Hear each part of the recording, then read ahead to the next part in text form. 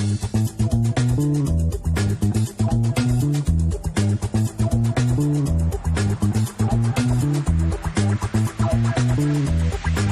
you talked in the first panel about the comeback of the English teams, both in the Premier League and on the European level. What do you think was the main reason for this comeback in the past few years? I think that English football, English club football, could not even be called English. It's global, right?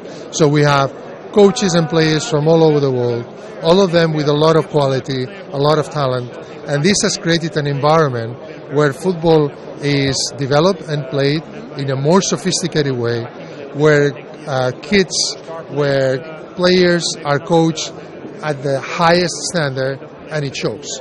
And I think what has changed dramatically, I'd say, in the last decade, 10 years ago, you could still say there were people in England, coaches and even players, that were relying in some sort of old-style football.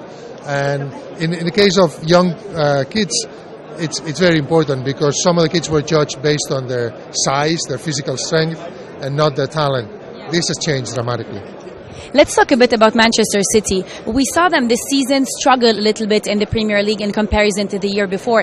What do you think happened this or changed this season? And do you think the race for the EPL is over by now, or there's still a chance for Man City? Well, what's happening is, I would say, normal. What is not normal is what happened last year, or the last two years, where Manchester City got 198 points in 2 years. So the Premier League is very competitive.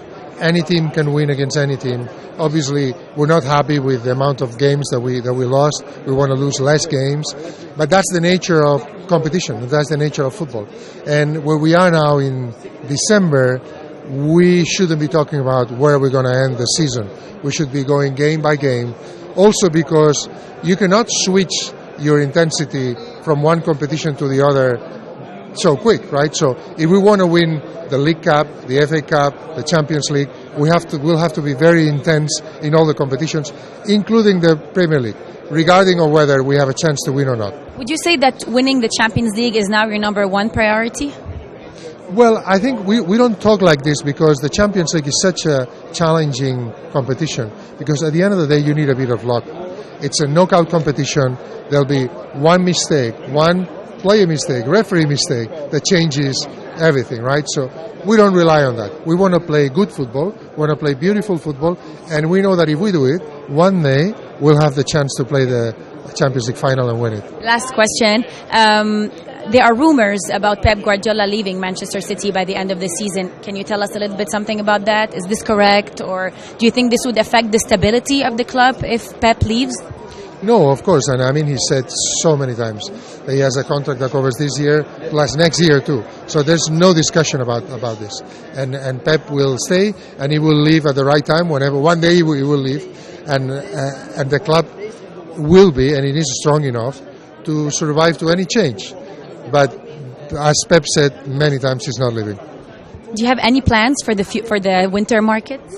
Not any particular plan at the time. The winter market is a challenging market. It's very narrow. There are not a lot of players in the market. We will see, but we don't have any specific plan. Thank you so much. Thank you.